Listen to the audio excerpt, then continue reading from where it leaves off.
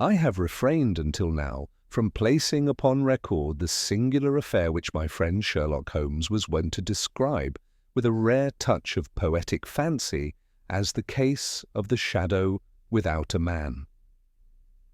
More than once, in the quiet evenings of our later association, I urged him to permit me to publish an account of it, but he would only smile that thin, distant smile of his and remark that there were still living sensibilities to consider, Watson, living and easily bruised. It is only because those sensibilities have now passed into the impartial custody of history that I venture to set down the facts of a matter which, in its strange blending of the grotesque, the apparently supernatural, and the ruthlessly logical, was among the most remarkable of the many cases which I had the privilege to observe. It was in the late autumn of '89, as well as I can now reckon it, that the adventure began.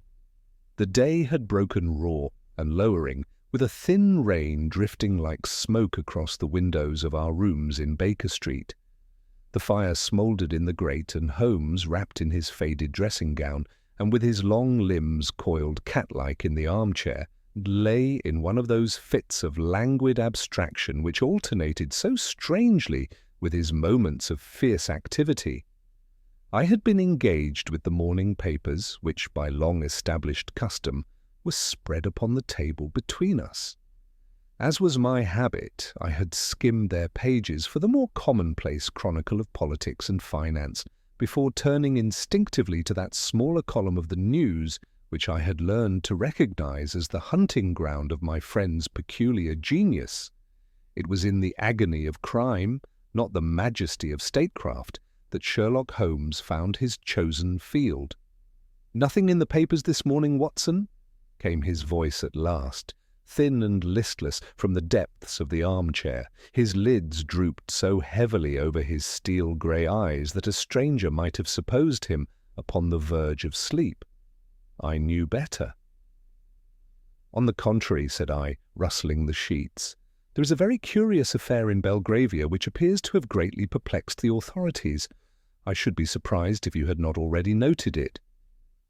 "Pray spare me the political leader," he murmured. "If the cabinet has blundered, it will do so again. That is a constant of nature." "The unusual, Watson, the unusual." "This," said I, "seems unusual enough in all conscience." I folded back the paper to the column in question. "Mysterious death of a Belgravian financier," I read aloud. "Do you follow, Holmes?" "It has at least the virtue of brevity," he muttered. "Proceed." The account, taken from the Morning Chronicle, ran, stripped of its journalistic ornamentation, somewhat as follows. I reproduce the substance, for it formed the first outline of the singular puzzle which was presently to engage us. A painful sensation has been caused in Belgravia by the sudden and mysterious death of Mr. Septimus John Weatherby, senior partner in the well-known firm of Weatherby, Lane and Co., colonial and foreign investors of Lombard Street, who was discovered early yesterday morning lying lifeless in the library of his residence at 23 Rutland Gardens. The circumstances attending the tragedy are of an extraordinary character. Mr. Weatherby, who had retired to his library at about 11 o'clock upon the previous evening, was found shortly after 1 o'clock by his butler James Wilkes, in response to an alarm raised by Constable Albert Simmons, 89B, who had observed through the drawn blind of the library window the shadow of what appeared to be a man moving in a strange and agitated manner within the room. At the time this shadow was seen, the door of the library was locked and no sound had been heard from within. Assuming that a burglary was in progress, Constable Simmons rang the bell and aroused the household. The door, however, was found to be fastened on the inside. It was necessary to force an entrance, which was effected by the butler and footman with the constable's assistance. On gaining admission, no sign of an intruder could be discovered. The room was empty, save for the body of Mr. Weatherby, who lay upon the carpet beside his writing-table. The deceased gentleman was in evening dress and wore a velvet smoking jacket. A slight contusion upon the right temple and a peculiar distortion of the features have given rise to a variety of rumours as to the cause of death. The local divisional surgeon, however, is understood to incline to the view that apoplexy, possibly brought on by some violent mental emotion, is the more probable explanation. No marks of violence other than the trifling bruise mentioned above were found upon the person. The door of the library was bolted on the inside, the key being still in the lock. The single window was secured with a patent latch and, although closed, was not fastened. The blind was drawn down. There was no evidence of burglary. The contents of the writing table were in some disorder, but nothing appears to have been stolen. Particular interest attaches to the statement of Constable Simmons that the shadow which first attracted his attention did not resemble that of a man standing at the window, but rather that of a figure projected upon the blind from within, although at the moment the gas was believed to be turned low in the room, and no lamp was visible from the street. The constable describes the movements of the shadow as waving and jerky, as if it were cast by a person staggering or struggling.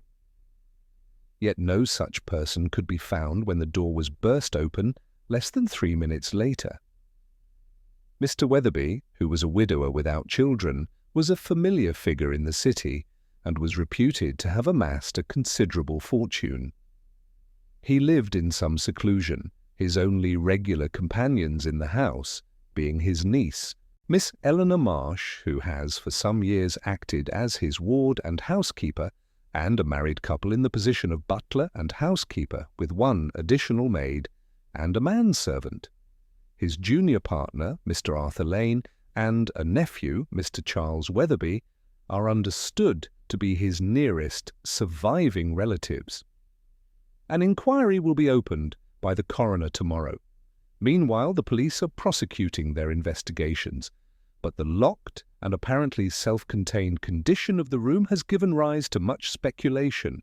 The curious circumstance of what has been described by the constable as a shadow without a man has already become the subject of some popular excitement in the neighbourhood.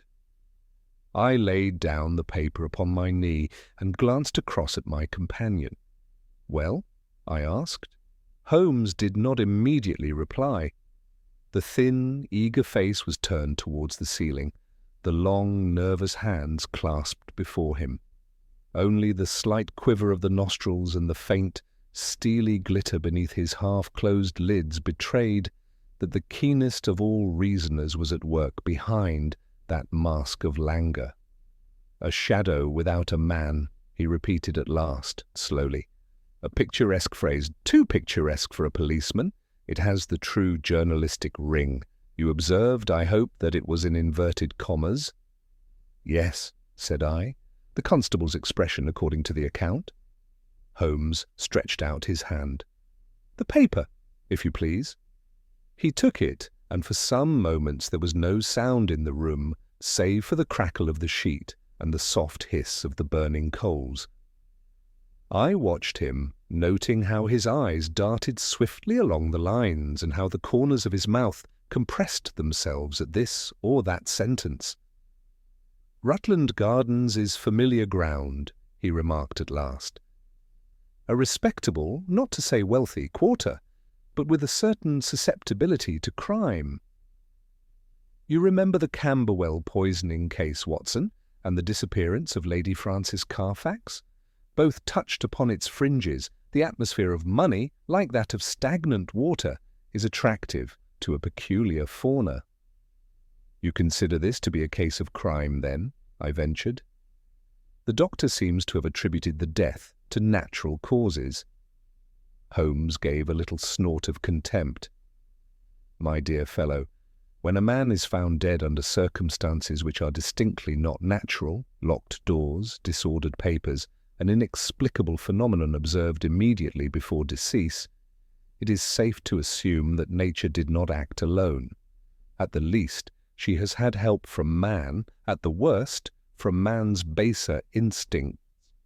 "But the room was locked from within," I objected. "If we may trust this account, There was no way in or out. Holmes's long arm shot out.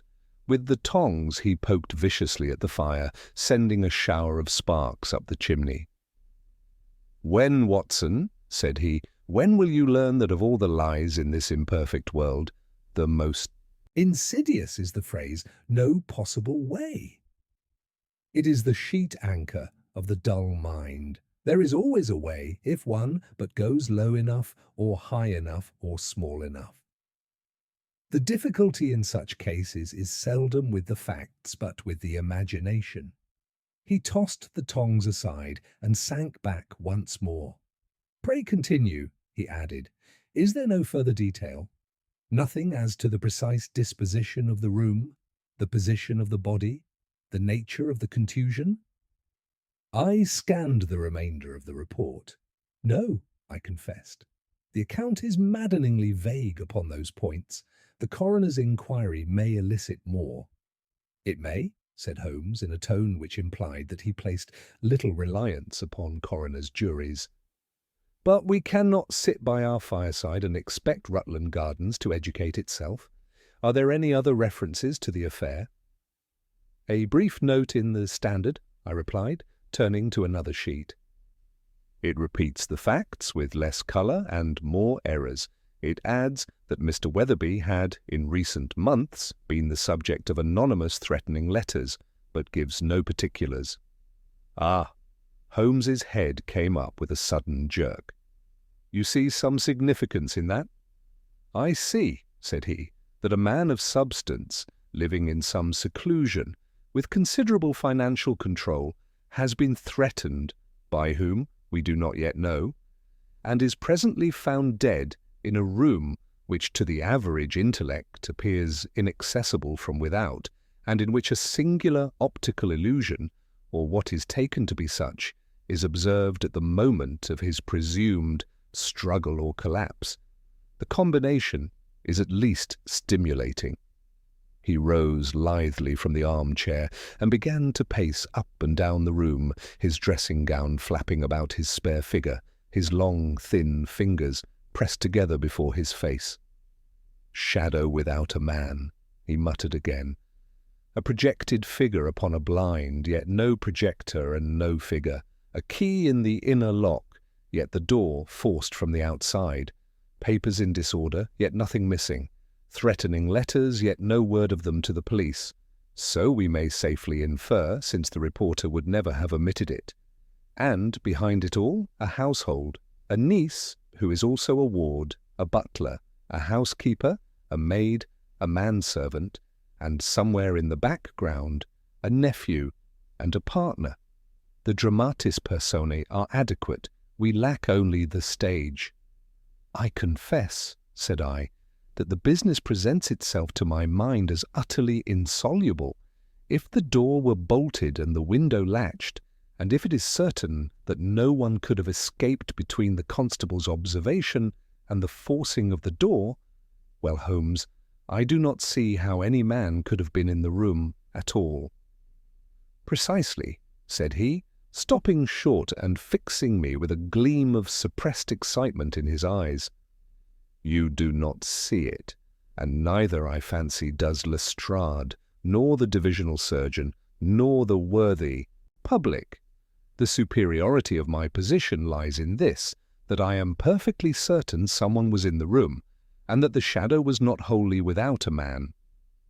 Our problem, then, is not to invent a ghost, but to discover a man." "You speak as if you were already engaged in the case," I observed, smiling. "My dear Watson," he returned, "when a problem of this delicacy and flavour presents itself within 3 miles of Baker Street, I am engaged upon it whether I will or no. The only question is whether I shall be permitted to do so officially, or compelled to take my usual position as the unpaid and unacknowledged auxiliary of Scotland Yard." As if in answer to his words, there came at that instant a sharp rap upon the door below, followed by the heavy tread of a man upon the stair. Holmes's face lighted up. "You will observe, Watson," he remarked, "that Providence is sometimes punctual, even in London, Be so good as to keep your seat. Our visitor will be shown in directly." "How can you possibly know?" I began, but my question was cut short by a knock at our own door and the entrance of Mrs. Hudson, somewhat flushed and discomposed. "A gentleman to see you, Mr. Holmes," she announced. "I told him as you was not yet dressed, but he will take no denial." "Show him in, Mrs. Hudson," said Holmes.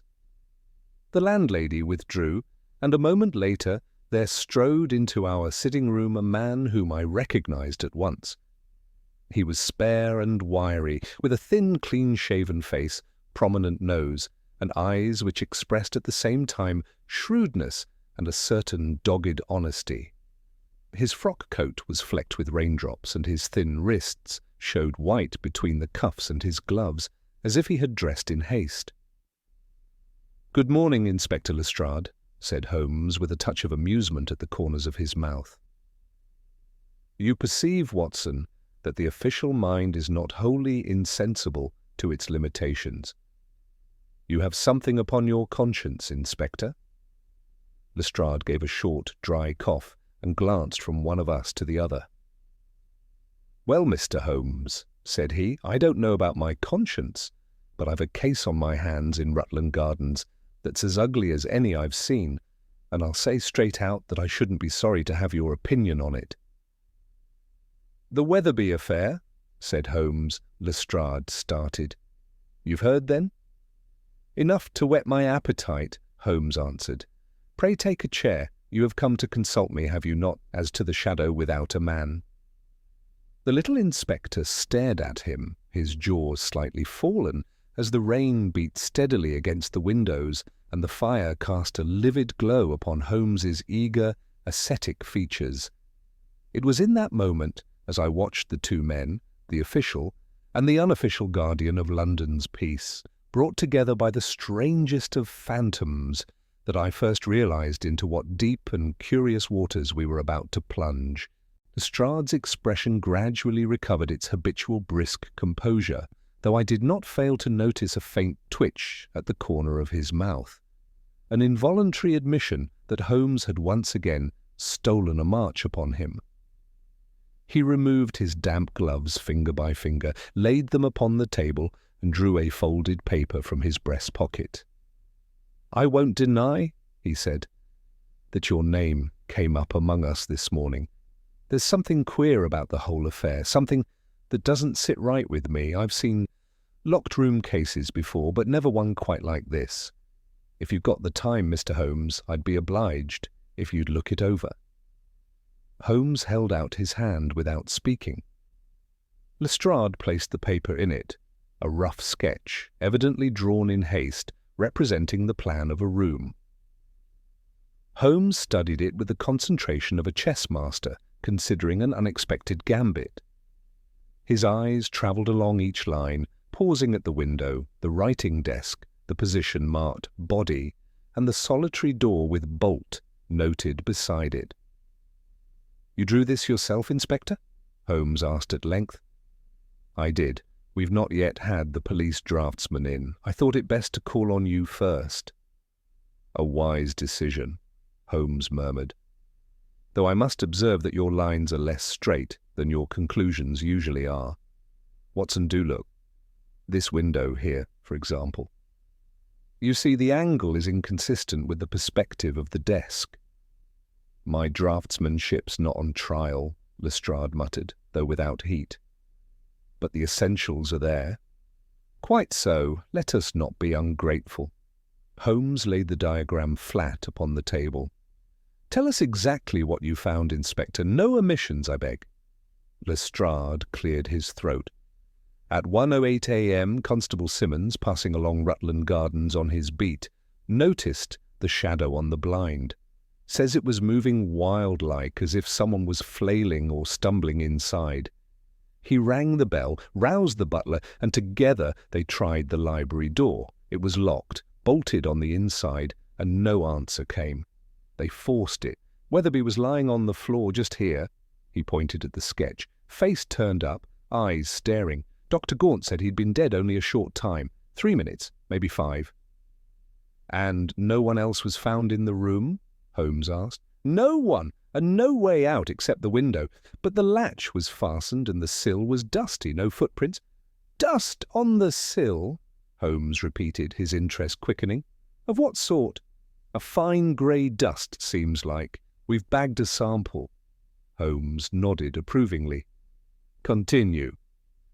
The papers on the desk were in confusion, as the report said. Judging by the chair being knocked over, there might have been some sort of struggle, or Weatherby might have staggered against it if he was taken ill. That bruise on his temple struck me as odd, though. Not enough to kill. A man, but it's something. And the threatening letters? Holmes asked. Lestrade let out a short sigh. We found 3 in his private safe, unsigned, typewritten, not your usual scrawl from a cut purse or blackmailer. Whoever wrote them knew the city, knew finance, knew Weatherby's dealings. They warned him that certain transactions of his would come to ruin and exposure. The phrasing was precise, cold, almost legal. Holmes exchanged a glance with me. I could not interpret his expression, but I sensed the stirrings of that quiet intellectual fire which so often preceded some extraordinary feat of reasoning. Threats, yet no burglary, he murmured. A violently agitated shadow, yet a room empty of any living man. A locked door, yet evidence of a disturbance. Inspector, you say nothing appears to have been stolen. Lestrade shrugged. Not as far as we can tell, but his junior partner, Lane, is coming by later this morning to go through the documents properly. And his niece, Miss Marsh, is in a terrible state. She can hardly speak. Holmes's fingers drummed lightly upon the arm of his chair. We shall see her, I trust? Lestrade hesitated. If you're taking the case, yes, but I must warn you, Lane wasn't too keen on bringing in outside help. He says the firm's reputation is at stake. He prefers to keep matters quiet. Holmes gave a thin, sardonic smile. A sentiment common to those who fear an inquiry may uncover more than a culprit, but his preferences are hardly binding. You came to me, Inspector, and the law is your servant, not Lane's. Then you'll come? Lestrade asked, leaning forward. Holmes rose without another word. With one swift movement he cast off his dressing gown, revealing beneath it a suit already pressed and ready for wear. I had long suspected he slept in his garments when a case hovered near. If so, this morning confirmed the theory. In 10 minutes, he said briskly, we shall take a cab to Rutland Gardens. Watson, your revolver, though I trust we shall not require it, and your notebook. There will be much to observe. I hurried to make myself presentable, for when Holmes's blood was up, he would not wait for kings. As I fastened my collar, I observed him at the window, peering out through the film of rain with a peculiar intensity. Lestrade, he said without turning. How tall was Constable Simmons's shadow? Lestrade blinked. Shadow, Mr. Holmes? He didn't describe it by height, only by the movement. Holmes made a soft, thoughtful sound. And yet, he murmured, the height is everything. With that enigmatic remark, he seized his hat and violin case, empty, I knew, but useful for its concealment of tools, and strode for the stairs. Lestrade and I followed quickly. Outside, the morning rain had thickened into a persistent drizzle that rendered the air opaque. It clung to the cobblestones and blurred the outlines of passing cabs, like ink bleeding through paper. Holmes drew in a sharp breath, as though tasting the atmosphere for some hidden ingredient. "Note the fog, Watson," he said, as we climbed into a hansom. "It will play its part before the end." Lestrade closed the door after us and rapped for the driver to proceed. "And what part is that, Mr. Holmes?" the inspector asked. Holmes settled back, steepling his fingers. His eyes were half closed once more, but the spark behind them had only grown. "The part," he replied softly, played always by nature when man has gone to extravagant pains to conceal the truth. She lends him her cloak, and then, at the decisive instant, she withdraws it. I felt a slight shiver, though the cab was warm enough, for I had learned to recognize that tone in my friend's voice. It meant the game was already afoot, and that Holmes, though he lacked yet the pieces, had glimpsed the shape of the puzzle. Rutland Gardens loomed ahead of us in the mist, as silent and inscrutable as the enigma waiting behind its locked door. The cab rattled to a halt before a row of stately houses, their facades half swallowed by the morning fog. Rutland Gardens was one of those refined crescents where wealth cloaks itself not in ostentation, but in a certain heavy silence, a stillness that seemed more pronounced now, as though tragedy itself had drawn the curtains tight. Lestrade stepped out first, his boots splashing in a shallow puddle, and motioned for us to follow. Holmes was already scanning the upper windows with his quick, darting gaze. "Second floor, third window from the left," he murmured. "The library, I presume?" Lestrade nodded. "Yes. The blind's been drawn up now, but that's where Simmons saw the shadow." Holmes gave no reply, but his eyes narrowed. In that instant I knew he had already filed away some observation that neither Lestrade nor I had thought significant. He mounted the steps swiftly and rang the bell. After a moment, the door was opened by a solemn-faced maid whose hands trembled as she led us into a dim, high-ceilinged hallway. "Inspector Lestrade, Mr. Holmes, this way, if you please," she whispered. "Miss Marsh is in the drawing-room. Mr. Lane has just arrived." Holmes halted mid-step. "Lane?" he repeated with a note of interest. "Excellent. Watson, keep your eyes open. Men reveal more by how they enter a room than by an hour's conversation."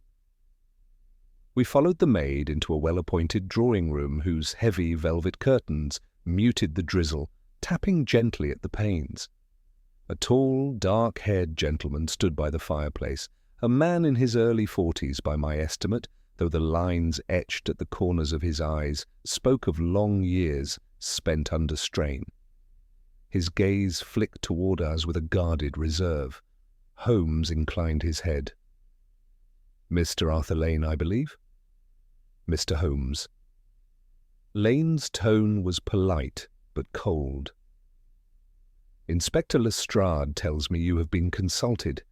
If it is to help the investigation reach a swift and discreet conclusion, then I can hardly object." Holmes smiled faintly. "Swiftness and discretion are most desirable, provided they do not preclude the truth." Lane pressed his lips together in displeasure, but before he could reply, the door opened again, and a young woman entered.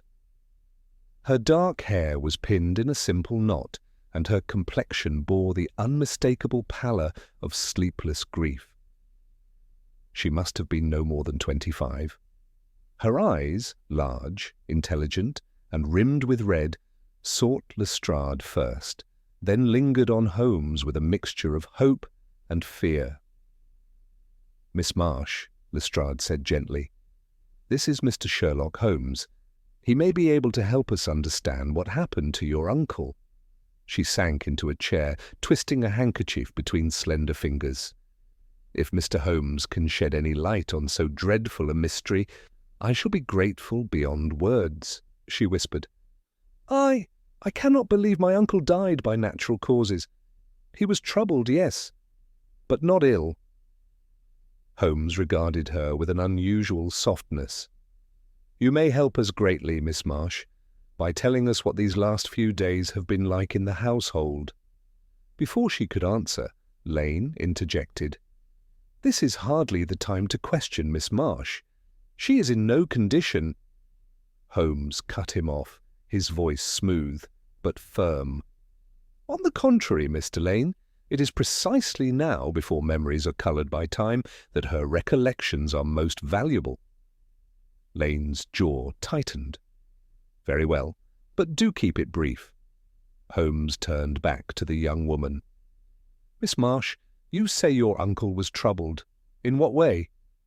She dabbed at her eyes. He had grown increasingly anxious these past weeks. I often found him pacing the library long after midnight. He hardly ate, and whenever the morning post arrived, he would shut himself away to read it before anyone else was awake. Holmes exchanged a glance with Lestrade.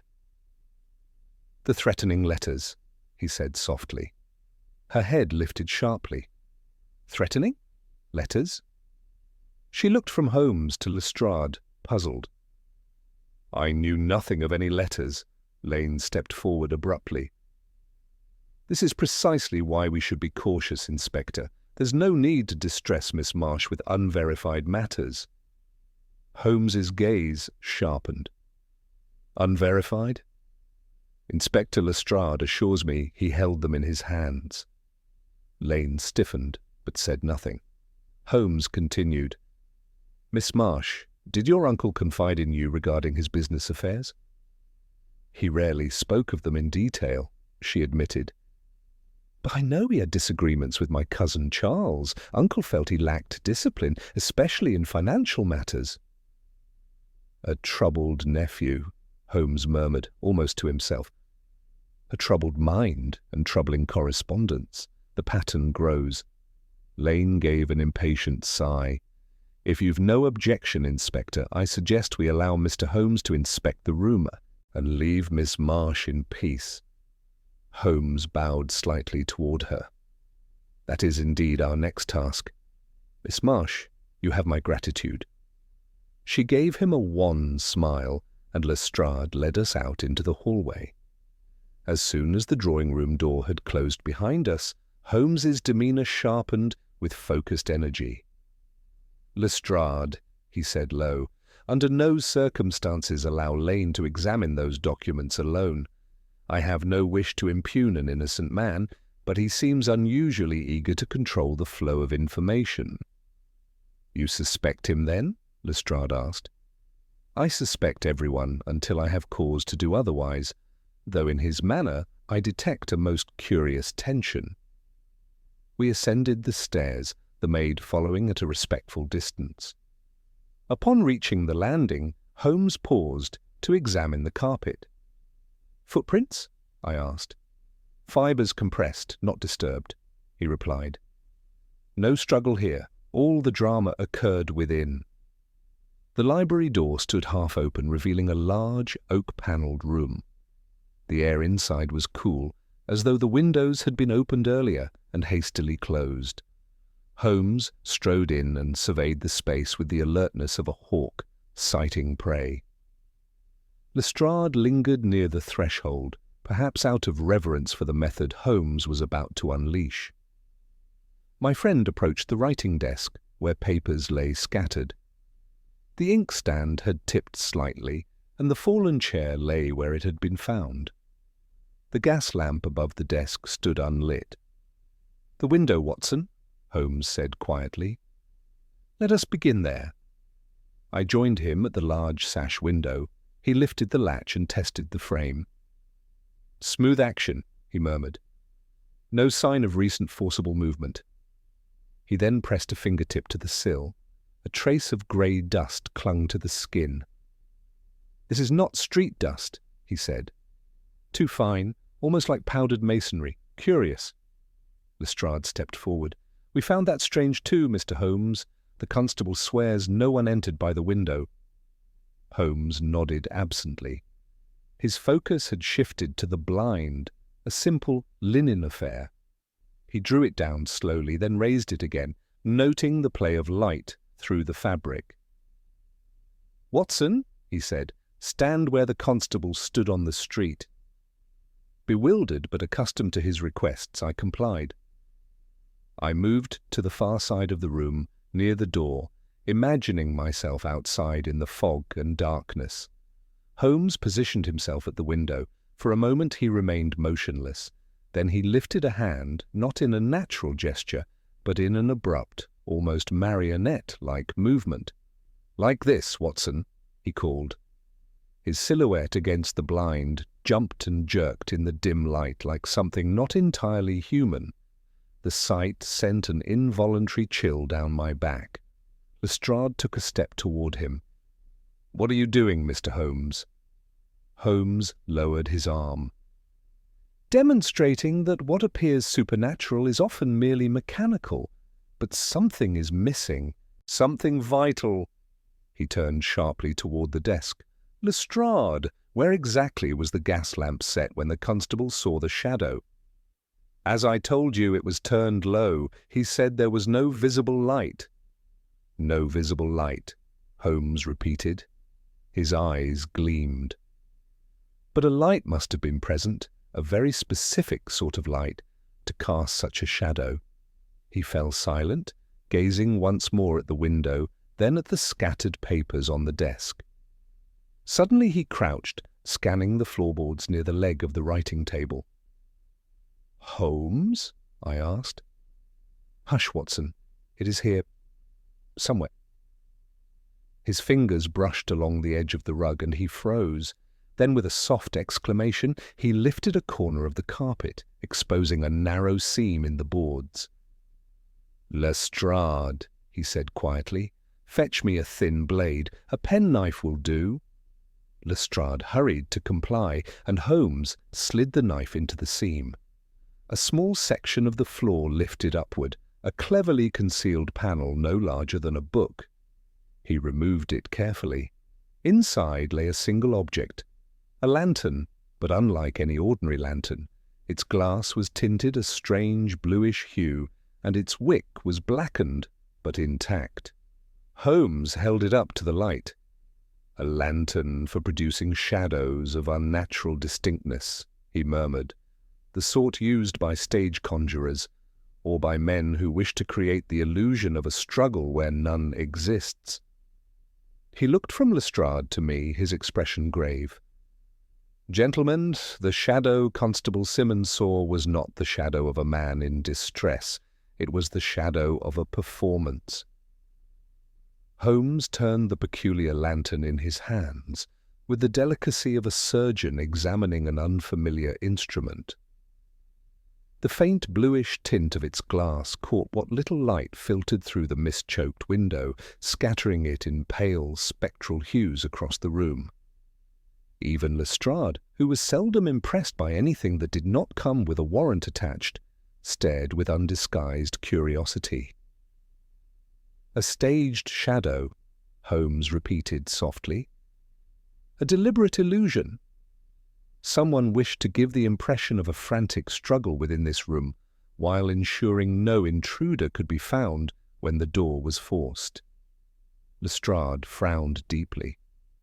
"But why? It's one thing to fake a burglary or disguise a theft, but to fake a man's struggle as he died. Are you saying Weatherby wasn't alone when he fell?" Holmes shook his head. "No, Inspector. I am suggesting something more complex, that our unfortunate financier may have been dead, or near so, before the shadow was cast." A cold prickle ran down my spine. I glanced involuntarily at the place where Weatherby's body had been found. The notion that the frantic silhouette seen by Constable Simmons might not have been the dying man himself, but an engineered apparition masking another sequence of events entirely, was as chilling as it was logical. "But who would go to such theatrical lengths?" I asked. Holmes paced around the desk, eyes scanning every inch of floor and woodwork. "Someone who needed several precious minutes a delay between the victim's collapse and the discovery of the room." "Enough time for what?" Lestrade demanded. Holmes stopped beside the wide bookcase that lined the eastern wall. He ran a finger along the spines, pausing at a slight irregularity in the alignment of the volumes. "Enough time," he said, "for a man to leave the room without using the door or the window." Lestrade sputtered. "But that's impossible. We inspected every inch of these walls." Holmes's thin smile reappeared, one I had long ago learned to interpret not as amusement, but as the thrill of a mind keying rapidly into higher gears. "Impossible to the unimaginative, Inspector. but not to one familiar with the architectural whims of certain Victorian gentlemen who admired concealment as an art. He grasped the protruding spine of a dark volume, a treatise on colonial investments, and tugged gently. To Lestrade's astonishment, the book came away not as a single tome, but as the disguised handle of a narrow panel. A faint click followed, and a seam appeared in the woodwork. Holmes pushed, and a portion of the bookcase swung inward, revealing a cramped passage descending steeply into darkness. The three of us stared, the silence broken only by the distant patter of rain on the windows. "A concealed stair," Holmes said quietly. "Badly maintained, judging by the dust, but still functional. It leads, if I'm not mistaken, down to the service corridor behind the kitchens." Lestrade recovered enough to mutter, Well, that explains how someone could get out without passing the constable." "Just so," Holmes replied. "The question now is, who knew of this passage? Weatherby certainly did. These hidden features seldom escape the owners of such houses, but did anyone else?" Lestrade's brow furrowed. "Miss Marsh?" "Possibly, but unlikely. She strikes me as a young woman of straightforward sensibilities. She would not traffic in secret staircases." "What about Lane?" I asked. Holmes gave a thoughtful hum. "Lane is cautious, precise, and fond of control. He may well know more of Weatherby's domestic labyrinth than he pretends." Lestrade leaned into the passage, peering down its narrow throat of brick and shadow. "If someone escaped that way, why leave the lantern? Why bother with shadows at all?"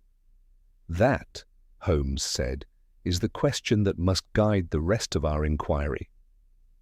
He set the lantern down upon the desk and knelt to examine the edges of the hidden panel. "Watson, note the dust displacement here." I knelt beside him. The floorboards near the base of the swinging shelf showed a subtle pattern, dust wiped in a curved arc, and faint impressions of a boot heel. "Someone used this last night," I whispered. "Precisely. And look, the dust is not uniform. A patch here is disturbed more heavily. It was as though something were dragged." "A body?" Lestrade suggested. Holmes shook his head. "Too light. More like a bag. A satchel of documents, perhaps." Lane's insistence on discretion, his eagerness to control documents, the threatening letters, each thread began to tug the others toward a darker pattern. Holmes rose suddenly. "We must speak to Miss Marsh and Lane again, but not about the passage yet. Let us first examine Weatherby's desk more closely." The desk was of sturdy mahogany, worn smooth where years of a financier's elbows had rested. Papers lay scattered in disordered heaps. Holmes sifted through them with long, deft fingers. Receipts, ledgers, correspondence, nothing seemed immediately amiss until he reached a drawer on the right. "A lock forced recently," he murmured. "The wood splintered here. Someone opened this drawer by force." Inside were assorted personal letters, a small leather-bound notebook, and a sealed envelope bearing Weatherby's embossed seal. Holmes opened the notebook and scanned it rapidly. "Cipher," he murmured. "A simple numeric substitution by the look of it." Weatherby was keeping notes, private ones, the kind a man writes when he no longer trusts those around him. He pocketed the notebook without explanation. Lestrade raised an eyebrow. "I trust you'll share that with us once you've deciphered it." "If it proves relevant," Holmes replied, his voice already distant. He turned next to the sealed envelope. Sliding a long nail beneath the flap, he opened it with scarcely a tear. A single sheet lay within, blank except for a short message typed in the same crisp style Lestrade had described. "Your time is nearly ended. The door will close. When it does, the truth will be buried with you." No signature, no clue. Holmes read it twice, then held the paper up to the window, examining it against the grey light. Watson, do you observe anything unusual? I squinted. Only that the paper is unusually thin. Yes, and scented with camphor? Indeed, a faint medicinal aroma clung to it, sharp and almost antiseptic. Interesting, Holmes said softly. Most interesting. Lestrade crossed his arms. So someone threatened him, forced his drawer, faked a shadow, and escaped down a hidden passage, with or without documents. But how does all that end with Weatherby dead on the floor?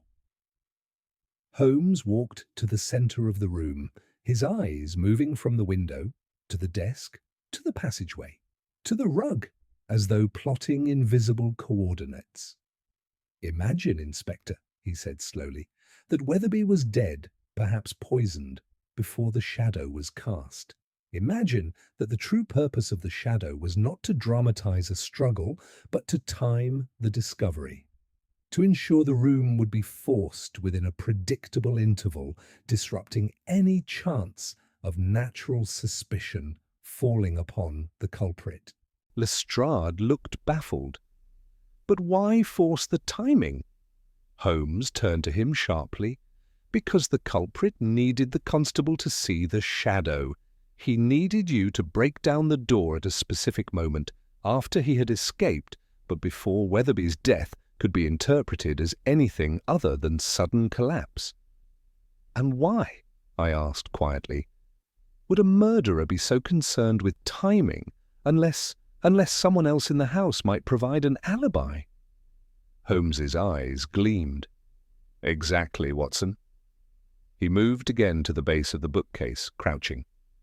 And here is something more. He held up a tiny metallic object, no larger than a grain of sand, yet glinting unmistakably. What is it? Lestrade demanded. A fragment, Holmes said, turning it carefully, of a chemical retardant used in certain types of slow-burning wicks, the kind employed in theatrical lanterns, or in devices intended to delay illumination for a precise interval. He straightened, dusting his hands. Gentlemen, he said, this was no ordinary crime. It was executed with foresight, with calculation, and with knowledge of Weatherby's habits and the architecture of this house. Lestrade exhaled sharply. You mean someone in the household? Holmes regarded him steadily. Someone with access, someone with motive, someone who wanted Weatherby dead, but needed the death to appear entirely natural. His voice dropped. And someone who feared what Weatherby was preparing to reveal. I felt the air in the library grow heavier, as though the shadows themselves had leaned closer. Holmes gestured toward the concealed stair. We must follow this passage, he said. At once. Holmes did not wait for our ascent. With the swiftness of a man who feared the very walls might shift if left unattended, he seized a small candle lamp from the desk and ignited it with a match. The thin flame flickered uncertainly in the cool library air. Lestrade, muttering under his breath about the inadvisability of tramping through passages in a gentleman's home without permission, nonetheless followed, as Holmes knelt and slipped into the narrow opening. The hidden stair descended sharply, its steps uneven with age. Brick walls closed in around us, forcing even Holmes to hunch his shoulders as he moved. The air smelled of damp mortar and something older, a stagnant scent of long-sealed places. Mind your footing, Watson, Holmes murmured, casting the lamp's glow ahead. A fall here would be rather more inconvenient than heroic. I'm well aware, I muttered, my hand brushing the wall for balance. Though I must say, Holmes, this is hardly the route one expects of a respectable household. Respectability, Holmes replied, is often merely the dust sheet draped over peculiarities. Weatherby either inherited this passage or paid a discreet builder handsomely. In either case, he kept it for a reason. Lestrade squeezed behind us, his voice echoing in the narrow chamber. I'll need this recorded officially when we're done, Mr. Holmes. Hidden exits complicate matters considerably. Holmes paused on the stair, the lamplight sketching sharp lines across his face. "It is not the exits that complicate matters, Inspector. It is the minds behind them." The stairway ended at a small landing and a second concealed door. Holmes pushed lightly, only to find resistance. His brows lifted. "Locked from the other side," he whispered. Lestrade shouldered forward. "Stand aside, Mr. Holmes, I'll get it open." Holmes raised a hand. "No, Inspector, forcing it would be unwise. Whoever used this passage last may have left something on the far side that brute force could destroy." He knelt again, examining the seam around the door frame. After a moment's thought, he slipped the thin blade of his knife between two boards. A soft click answered his efforts, and the latch gave way. The door swung inward with surprising smoothness, revealing a cramped service corridor, dimly lit by a single lantern hanging from a hook. The flame trembled in the draught, as though startled by our arrival. Holmes stepped inside, eyes sweeping the floor with hawk-like intent. "Observe," he murmured. On the dusty stones were impressions, not clear footprints, but the faint suggestion of recent movement. A scuff here, a partial heel mark there. Someone had passed through hurriedly, yet not without caution. Lestrade crouched beside one mark, squinting. "Boots, light boots, not a servant, they wear heavier soles." "Correct," Holmes said, his tone clipped with approval. "And look, the dust is disturbed only on one side of the corridor. Our fugitive hugged the wall, keeping close to the shadows." "Why such caution?" I asked. Holmes pointed at the opposite wall, where a row of hooks held several aprons, a fire bucket, and what appeared to be a folded tarp. "Because, Watson, the household staff might have come through at any moment. This corridor connects to the kitchens, and through them to the back garden." "That means," Lestrade said sharply, "that our culprit left the house last night.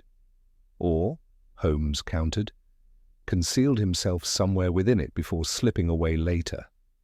The thought made the dim corridor seem suddenly more oppressive. Holmes moved on, following the faint trail with increasing certainty. The corridor opened into a small antechamber adjacent to the kitchen. Doors branched off in multiple directions, one to the scullery, another to the servants' entrance, and a third leading to a cellar stair.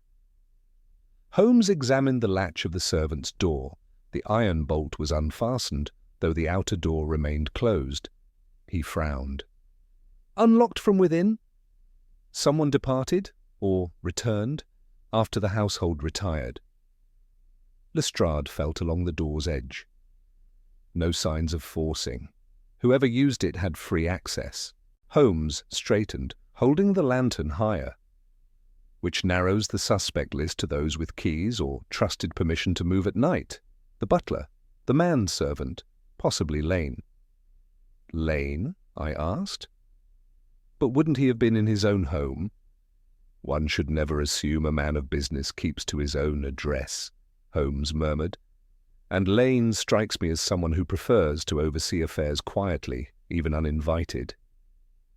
Before we could speculate further, footsteps sounded on the kitchen stairs, soft, hesitant. Holmes raised the lantern and exchanged a swift glance with Lestrade. The inspector drew closer to the doorway, ready to intercept whoever approached. A moment later, a slight figure emerged, the maid who had greeted us earlier. She gasped when she saw us gathered in the dim passage. Oh, forgive me, sirs. I didn't know anyone was down here." Lestrade stepped forward. "What are you doing, girl?" She wrung her hands. I heard voices from below. I thought perhaps Mrs. Hale had returned to fetch the morning milk. She's been beside herself since the master passed." Holmes approached her gently. "What is your name, my dear?"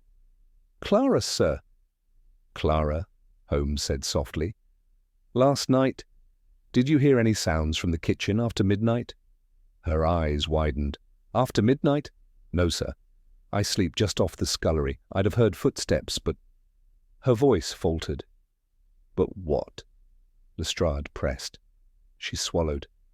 I woke for a moment, perhaps an hour after I went to bed, and I thought I heard the back door creak, just once. I sat up listening, but nothing more came of it. I thought it was only the wind. Holmes's eyes gleamed. The door creaked once, enough to open or close, but not both. The implication struck me at once. Someone had left the house or entered it. Holmes gave Clara a reassuring nod. You have been most helpful. Return to your duties. She slipped away, clearly relieved. As the echo of her retreat faded, Holmes turned to us, the flickering glow of the lantern painting sharp angles across his face. Gentlemen, we now know 3 critical facts, he said. First, the culprit used this passage shortly after Weatherby's death. Second, the back door was opened once.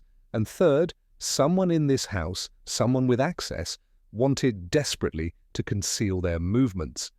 Lestrade exhaled. That's still a broad pool of suspects. Butler, housekeeper, manservant, Lane, possibly even the niece.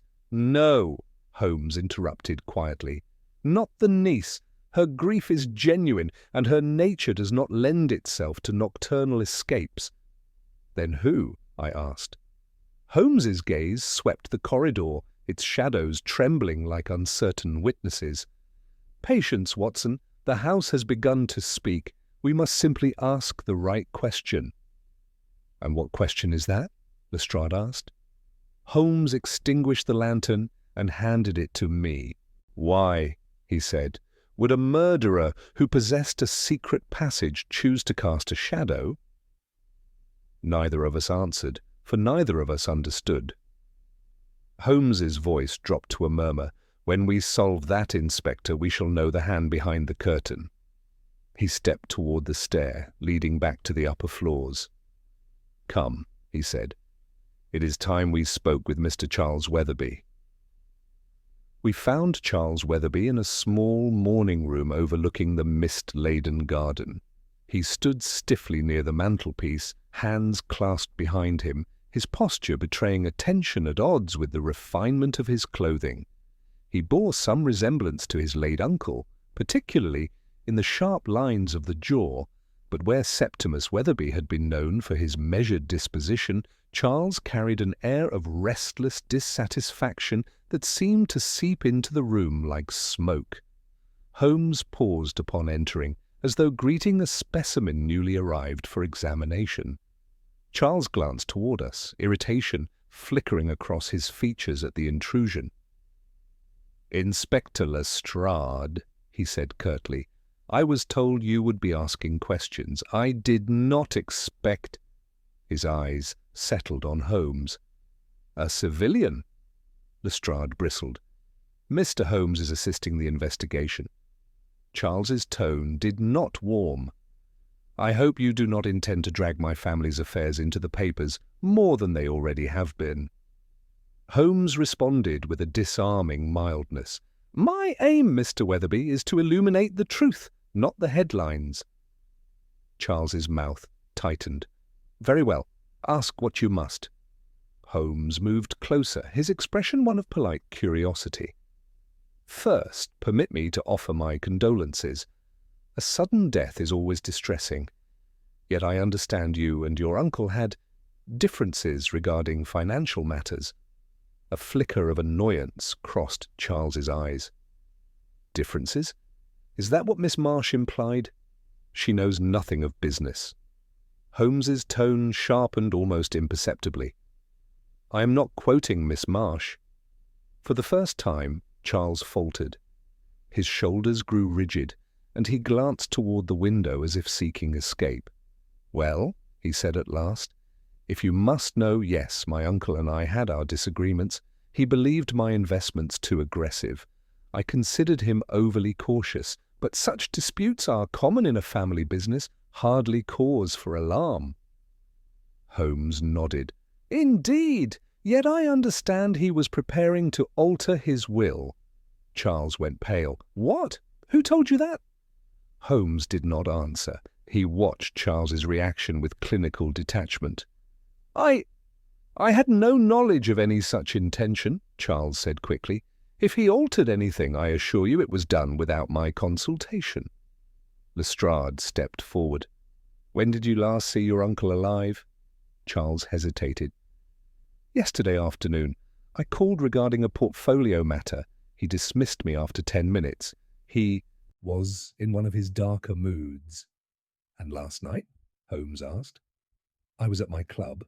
I left around 11. Several members will confirm it. Holmes inclined his head. We shall of course verify. Tell me, Mr. Weatherby, did your uncle ever mention receiving threatening correspondence? Charles blinked, bewildered. Threats? No, I never heard of such a thing. Who would threaten him? Holmes exchanged a brief glance with Lestrade before pressing on. Your uncle employed a concealed passage in this house. Did you know of it? Charles's confusion intensified, then hardened into suspicion. A passage? What nonsense is this? If you're implying I crept about my uncle's home like some common thief. Holmes held up a hand. I imply nothing yet, but someone used that passage last night. The branding iron effect of the words was instantaneous. Charles stiffened as though a charge had been laid at his feet. That is impossible, he said sharply. No one in the household, nor myself, would need such a clandestine route. If someone used it, it must have been... His voice trailed off and his gaze wandered to the garden beyond the window. A shift of expression, fear, disbelief, flickered across his face. Holmes did not miss it. It must have been... Whom, Mr. Weatherby? Charles swallowed. No one. It's absurd. My uncle's death was tragic, but natural. The coroner will confirm that soon enough. His words were defiant, but his voice trembled. Holmes leaned back slightly, studying him as one might examine the trembling of a compass needle. Your uncle died, Mr. Weatherby, Holmes said softly, in a locked room that someone staged to deceive the police. Does that strike you as the mark of natural causes? Charles opened his mouth, then shut it. His composure cracked for the first time. I cannot answer that. Holmes allowed the silence to stretch, its tension tightening like a drawn wire. At last Charles exhaled shakily and turned away. If you have further questions, direct them to Mr. Lane, he said stiffly. My uncle trusted him more than he trusted me. Perhaps he knows more. Holmes's eyes gleamed with the faintest trace of triumph. Indeed. I believe we shall speak to Mr. Lane again. Thank you, Mr. Weatherby. Charles's response was a tight nod. As we left the room, I sensed Holmes already sifting through Charles's words, not weighing their honesty, but measuring their contradictions. We stepped back into the hallway. Lestrade exhaled heavily. What do you make of him, Mr. Holmes? Guilt? Fear? Neither. And both, Holmes said. Charles Weatherby is concealing something, but not the murder. His reactions lacked the precision of guilt. They possessed a vagueness born of ignorance mixed with anxiety.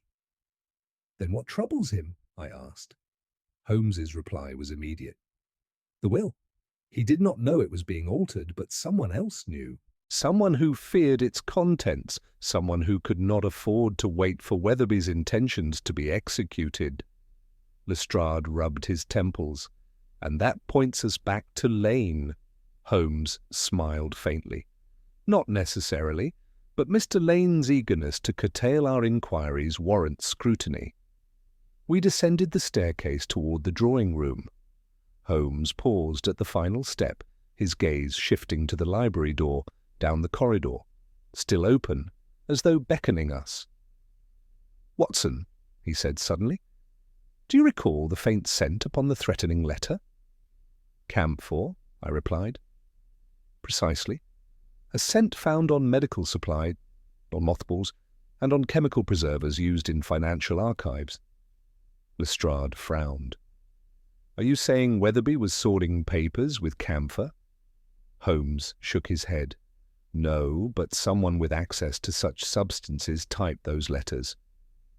Lane? I ventured. Possibly, Holmes said.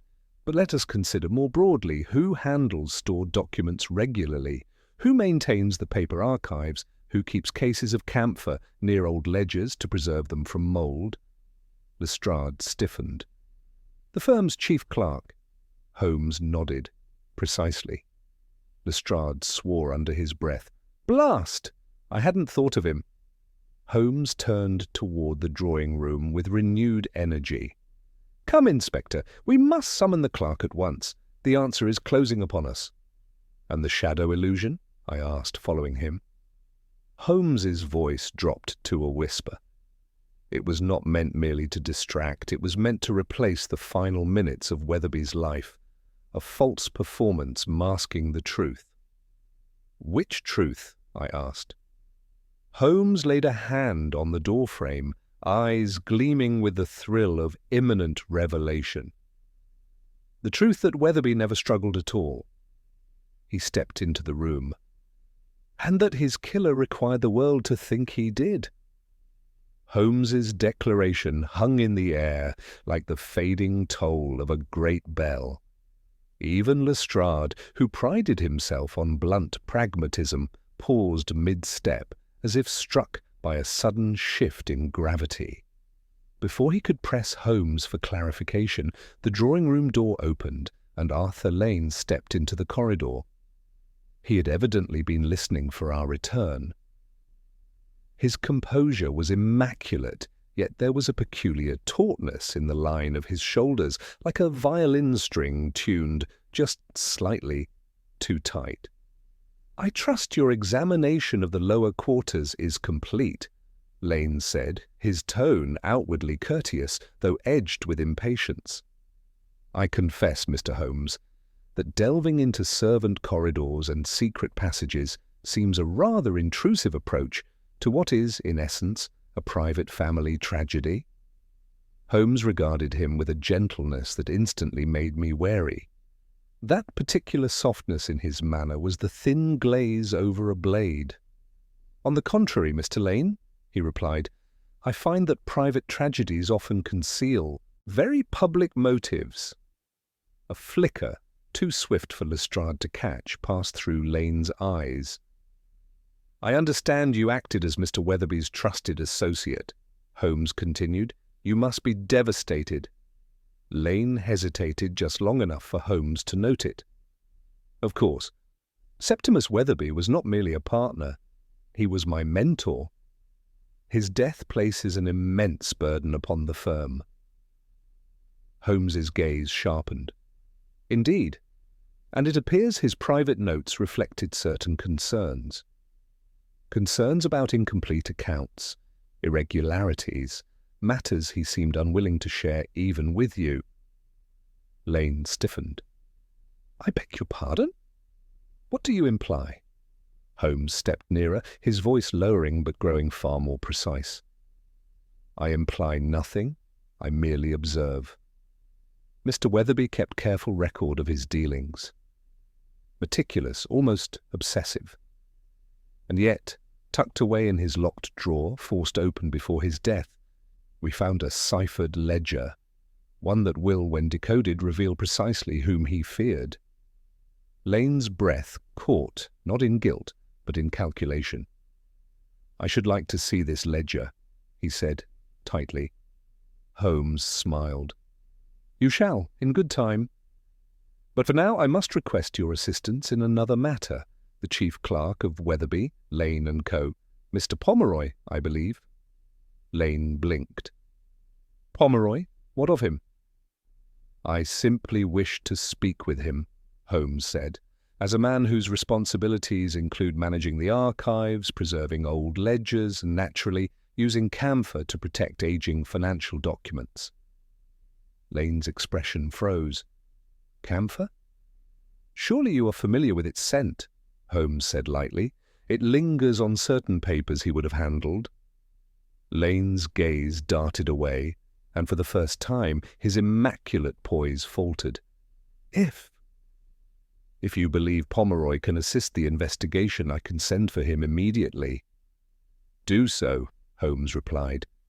When Lane turned to dispatch a servant with the summons, Holmes led Lestrade and me a few steps aside, his voice scarcely above a whisper. "Watch him," Holmes murmured. "Lane is masking something, though not necessarily guilt. He fears what Pomeroy may reveal, or how the man might act when cornered." Lestrade frowned. "You think the clerk is our man?" "I think," Holmes said quietly, "that the letters, the timing of the shadow, the secret passage, and the forged struggle all suggest a mind methodical yet unaccustomed to improvisation. Clerks, by nature, rely on systems." Before Lestrade could respond, a knock sounded at the front door. Footsteps, brisk and light, followed. Lane reappeared. "Pomeroy has arrived," he said. Holmes's eyebrows rose. "Arrived? That was remarkably swift." Lane gave a thin, strained smile. "He lives only streets away." Holmes motioned for us to follow him back to the drawing-room. Inside, a short, wiry man stood stiffly near the writing desk. His spectacles perched precariously on the end of his nose, and his hands trembled slightly, not from age, but from nerves. "Mr. Pomeroy," Holmes said warmly, "thank you for coming on such short notice." Pomeroy swallowed. "Mr. Lane said it was urgent. Of course, I came at once." Holmes studied the man's posture, his darting eyes, the residual dust on his cuffs. "You are the chief clerk of Weatherby, Lane and Co. How long have you served in that capacity?" 12 years, sir." "And in that time," Holmes continued, "you maintained the firm's archives?" "Yes, sir. I see to the ledgers, receipts, long-term accounts." "And the preservation of documents through camphor?"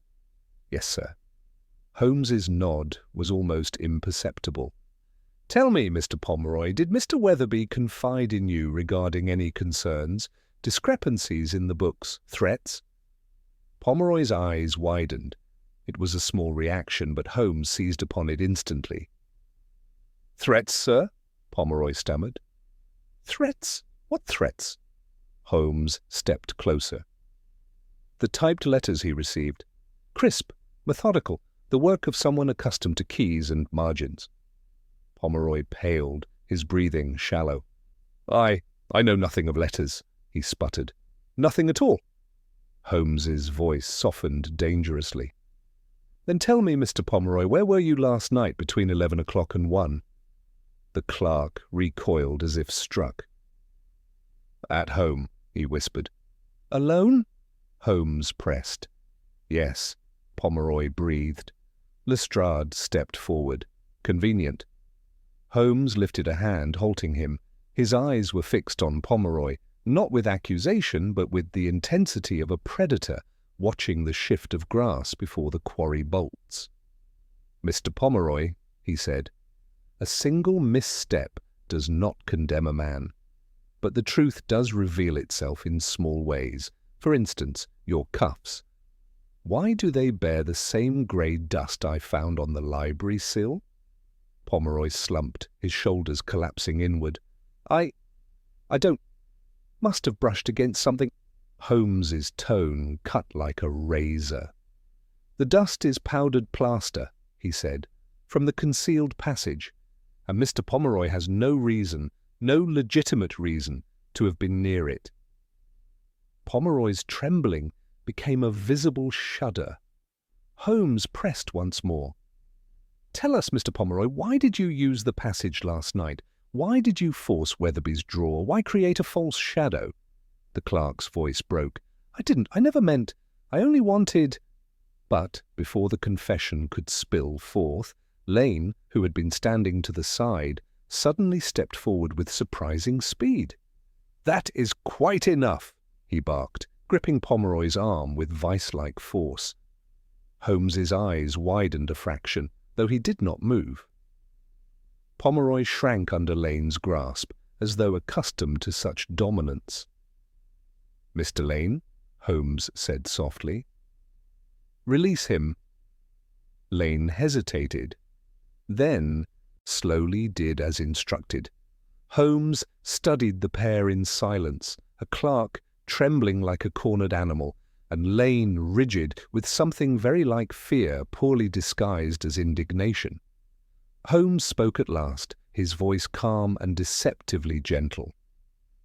"Mr. Lane," he said, "I believe you know more of Mr. Pomeroy's actions than you have yet revealed." Lane's jaw tightened. "Nonsense." Holmes stepped toward him, his eyes cold and gleaming. "You knew he was desperate," Holmes murmured.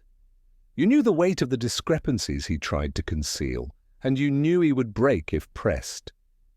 Lane's face drained of colour. Holmes turned slowly to Pomeroy. "Mr. Pomeroy," he said in a voice like a balm, "you were not the architect of this crime, but you played a part. And unless you speak now, the man who drove you to it will use your silence to bury you." Pomeroy let out a broken sob. Holmes's gaze hardened. "Tell us, man," he said.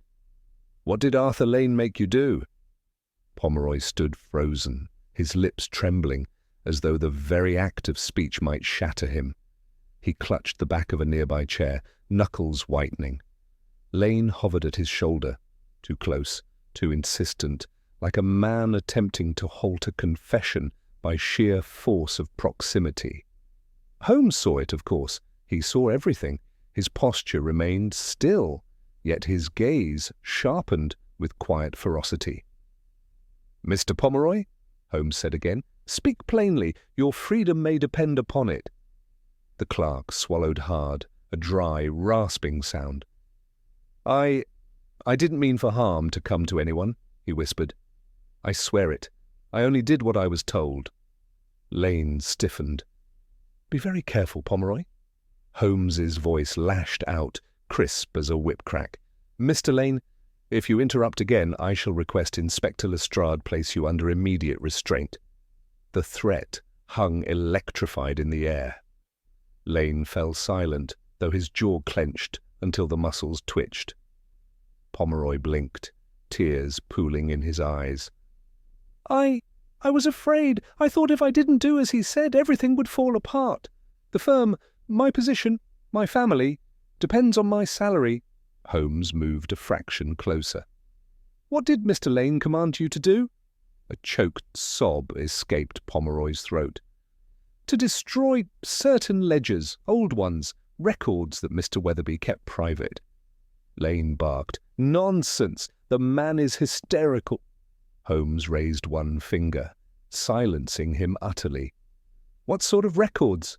Holmes asked. Pomeroy's voice faltered. "Transactions, accounts Weatherby kept outside the main books, investments he monitored personally." He wrung his hands, trembling. Lane said they were irrelevant and that the firm had reorganized those holdings years ago, but I knew something was wrong. Weatherby had written marginal notes, questioning figures, questioning Lane's adjustments. Lestrade muttered an oath. "Embezzlement?" Lane spun on him, livid. "Inspector, how dare you?" Holmes's tone cut through the rising storm. "Continue, Mr. Pomeroy. What happened last night?" Pomeroy's breath shuddered. "Mr. Lane summoned me to the office after hours. He said Weatherby had confronted him about discrepancies. He was furious. Lane insisted Weatherby was going to ruin the firm with accusations. He said we had to act quickly, that he needed time to bring Weatherby to reason." Holmes's eyes gleamed. Time bought by delaying Weatherby's discovery, or death? Pomeroy squeezed his eyes shut. "He made me enter by the back. He gave me a typed note, told me to slip it into Weatherby's private drawer before morning. He said the message would frighten Weatherby into withdrawing his accusations." Lestrade stepped forward. "Typed? On whose machine?" Pomeroy's voice cracked. "Mr. Lane's!" Lane exploded. "Lies! He's inventing this entire farce. The man is unstable." Holmes spoke firmly, drowning him out. "And the lantern, Mr. Pomeroy? The strange tinted glass, the hidden floor panel. Pomeroy's whole frame wilted. Lane had prepared it, he said. If Weatherby were found frightened, collapsed during some confusion, it would show his instability, that the board would dismiss his accusations. His voice shrank. He never said Weatherby would die. Holmes's brows drew into a thin, lethal line. So Lane ordered you to cast the false shadow. I only activated the lantern, Pomeroy cried. Lane told me precisely when to do it, just before the constable passed. He said someone had to ensure the room was discovered quickly, that Weatherby would be in a heightened state. He told me to slip in through the passage and then escape the same way. Lestrade's voice was cold. You admit being here at the time of death. Pomeroy shook his head violently. I wasn't in the room when he died. Weatherby was already lying on the floor. I thought he'd fainted. Lane told me it was just a fit of nerves. He said Weatherby often had such spells. I believed him. His shoulders crumpled inward. Dear God, I believed him. Holmes turned to Lane, who stood rigid, his carefully cultivated poise cracking at last. You manipulated this man, Holmes said quietly. You exploited his fear, his dependence. But you kept one thing from him. Lane's nostrils flared. I kept nothing. Holmes's voice cut him off with icy precision. You never told him Weatherby had already been poisoned.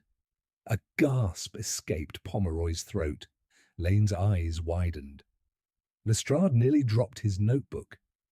Poisoned. Holmes nodded. Indeed, I have yet to demonstrate the mechanism, but the symptoms noted, the facial distortion, the collapse without significant struggle, indicate a fast-acting toxin. A man who collapses instantly leaves little time for theatrics.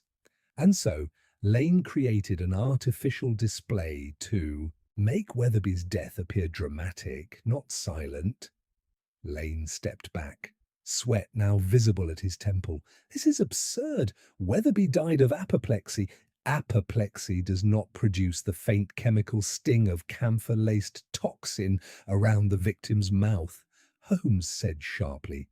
Nor does a stroke inspire a healthy man to bolt his own door before collapsing. Weatherby did not lock himself in. His killer did, using the key from the inside before escaping through the passage. Pomeroy clutched his head. I didn't know. I swear I didn't know. Holmes examined him closely. No, you did not. You are guilty of cowardice, Mr. Pomeroy, but not of murder. Lestrade exhaled with grim relief. Then Lane...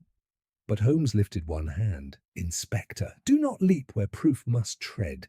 Lane may be involved, but we have not yet determined how deeply, nor whether he acted alone.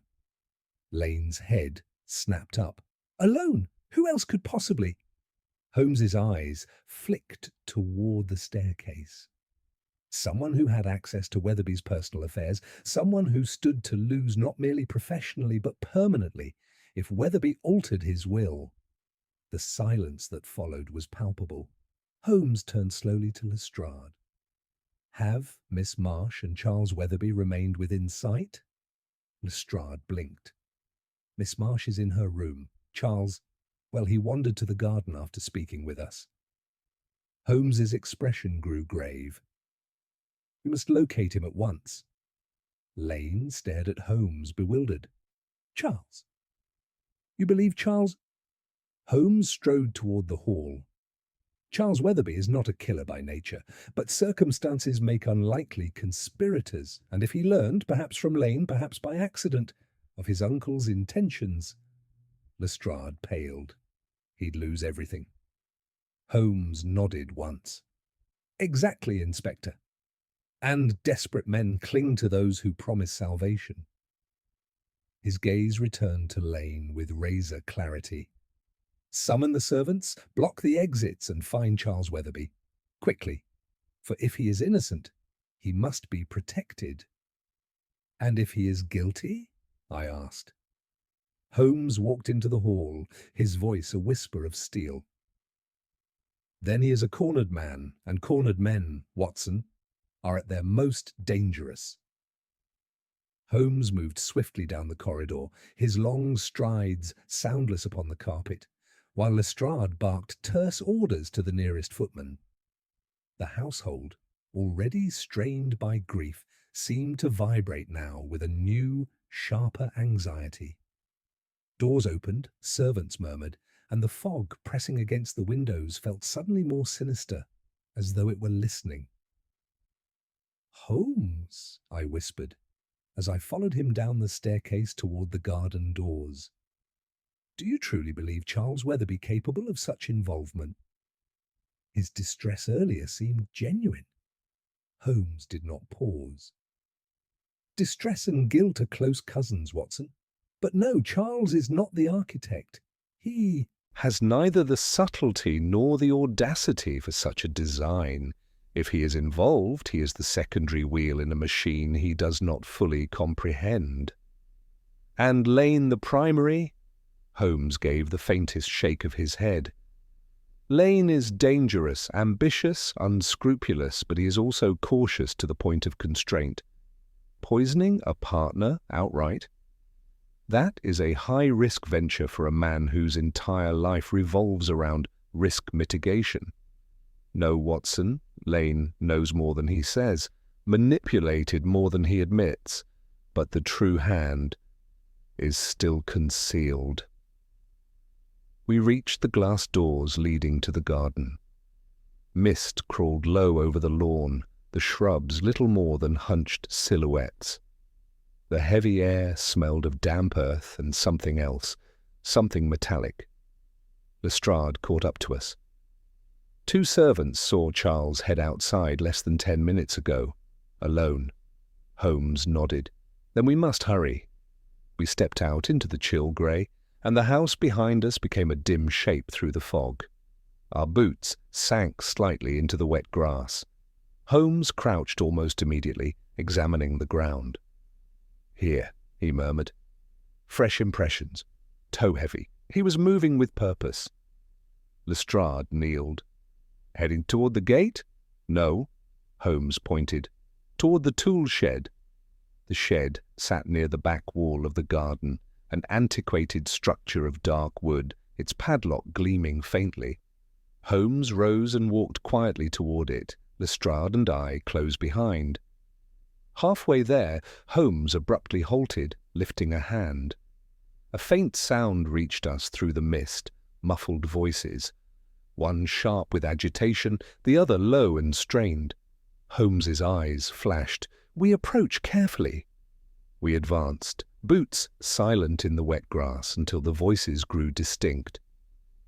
"You don't understand," Charles's voice trembled. "I never wanted this. Never." Another voice answered, taut with impatience. "Stop babbling. If you say nothing, they have nothing." "We should go to the police. Lane, this is madness." Holmes shot Lestrade a look, and the inspector's face darkened. "Lane." Holmes stepped forward, pushing aside a hanging curtain of ivy that partially blocked the view. And there they stood, Charles Weatherby backed against the shed wall, pale and trembling, while Lane gripped his arm with a force that made Charles wince. Lane's expression was no longer the polished composure of the gentleman partner. It was hard, wild around the edges, fear sharpening into something perilously close to desperation. "Mr. Lane," Holmes said calmly, stepping fully into view, "I advise you to release that young man at once." Lane spun around, eyes flashing. "Holmes, this is not what it looks like." Holmes raised a brow. "It looks very much like coercion." Charles sagged in relief. "Mr. Holmes, thank heaven." Lane tightened his grip. "Not another word, Charles." Lestrade stepped forward. "Let him go, Lane." "You've explained nothing and you're making matters worse for yourself." Lane hesitated, then flung Charles's arm away in disgust.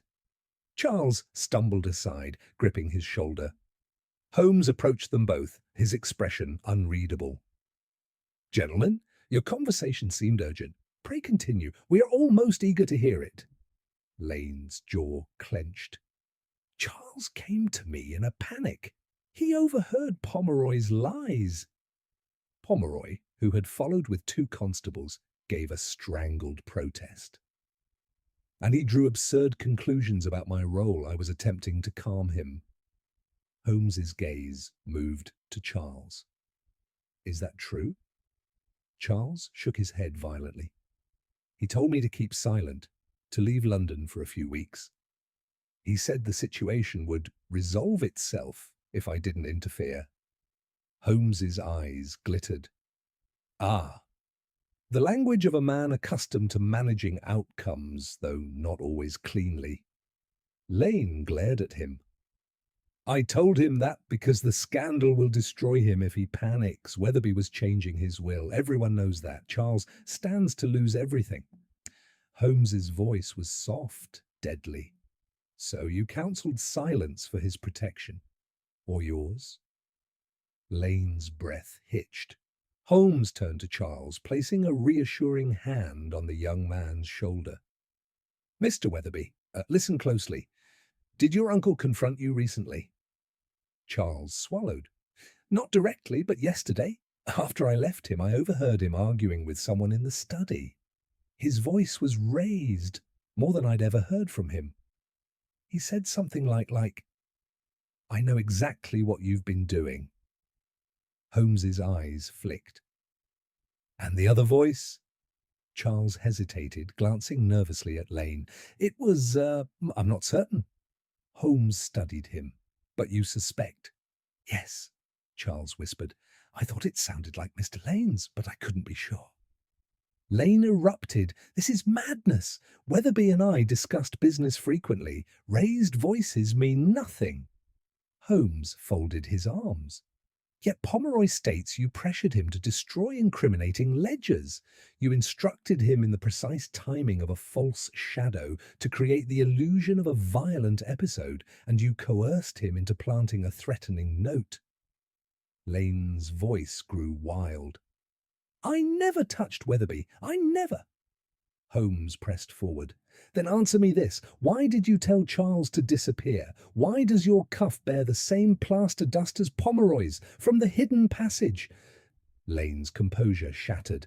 I followed him, he shouted. I saw Pomeroy sneaking about yesterday. I suspected he was plotting something. I was trying to protect the firm. Holmes lifted a hand. Enough. Lane staggered back, breath coming raggedly. Holmes's next words were quiet, precise, and devastating. You feared exposure. Weatherby had discovered discrepancies, small at first, but indicative of larger misappropriations. He confronted you, threatened to remove you from the partnership, even to prosecute. You panicked, and someone clever, someone subtle, helped you devise a plan. Lane stared at him, white as marble. Holmes continued, but that person was not Pomeroy, nor Charles. His voice dropped to a near whisper. Lane, where was Mrs. Hale last night? Lane blinked. Mrs. Hale, the housekeeper? Holmes nodded. The one person with unrestricted access to every room, the one person who knew Weatherby's routines, the one who remained unusually silent today. Lane looked, thunderstruck. Holmes turned slowly, pointing toward the house. At this moment, gentlemen, I suspect Mrs. Hale is preparing to flee, and if she poisoned Weatherby, as I believe, she may not intend to leave alone. Lestrade stiffened, instantly alert. Holmes gestured sharply. Watson, Lestrade, quickly, back to the house.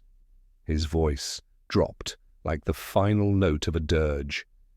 For now the spider knows the web has been seen. We hurried back across the sodden grass with a speed that turned the mist into streaks cutting across my vision. Holmes moved at a near run, his coat flaring behind him like a dark banner, Lestrade close at his side, and 2 constables pounding after us. The house loomed ahead, its windows dim, its shape half swallowed by fog, yet the sense of danger radiating from it was sharply real.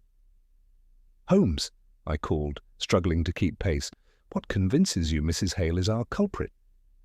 She seemed grief-stricken, distraught. Holmes did not slow. Distraught, yes, but too consistent in her distress. A genuine grief fluctuates. Hers was perfectly modulated for whomever watched her. Moreover, she alone has the intimate knowledge to administer poison without suspicion. A housekeeper controls food, drink, medicine, and she has no alibi whatsoever. Lestrade grunted. "What motive would she have? She's no heir." "That," Holmes replied, "is precisely why she is dangerous. A motive hidden from view is often more potent than one flaunted." We reached the back terrace. Holmes threw open the garden door. A gust of cold air swept into the hall, swirling the fog around our feet. Inside all was quiet, save for the ticking of the long case clock in the corridor. A steady, sombre heartbeat. Holmes motioned for silence. A faint creak sounded overhead. Holmes's eyes snapped upward. "The servants' rooms!" Lestrade gestured to the constables. "Upstairs! Quickly!" We took the staircase 2 steps at a time, the banister trembling beneath our urgency. At the landing, the corridor branched left, toward the private family rooms, and right toward the servants' quarters. Holmes turned right, without hesitation, his senses sharpened to a knife's edge. The corridor was empty. Too empty. Halfway down, the door to Mrs. Hale's room stood ajar. Holmes approached it first, his hand raised in warning. He nudged it, open with a fingertip. The small chamber within was in disarray. Clothing lay strewn across the bed. The drawers hung open. A trunk yawned at its foot, half-packed. A cloak was missing from the hook. A single window stood wide, letting in the shifting fog. Holmes crossed the room in 3 strides. He leaned out the window, scanning the sloping roof just beyond. "She's gone," he murmured, down the kitchen eaves, toward the carriage lane. Lestrade swore. "Holmes, if she escapes—" "She will not escape," Holmes said, already turning back. "Not with the fog this thick. She will be forced to move slowly, and there is only one direction she can run."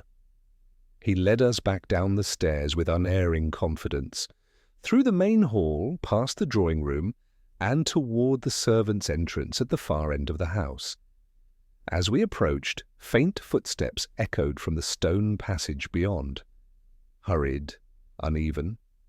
Holmes pressed a finger to his lips and motioned for the constables to split and circle around through the side corridor.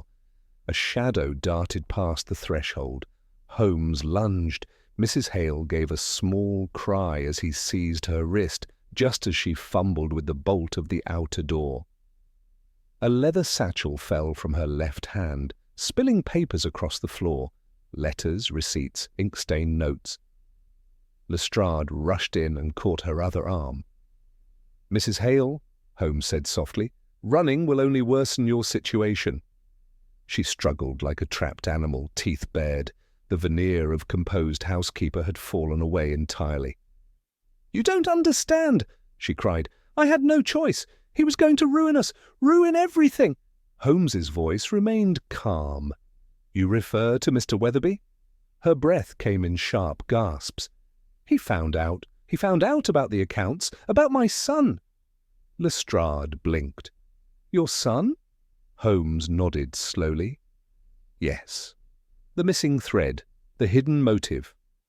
Mrs. Hale shook violently, tears spilling down her cheeks.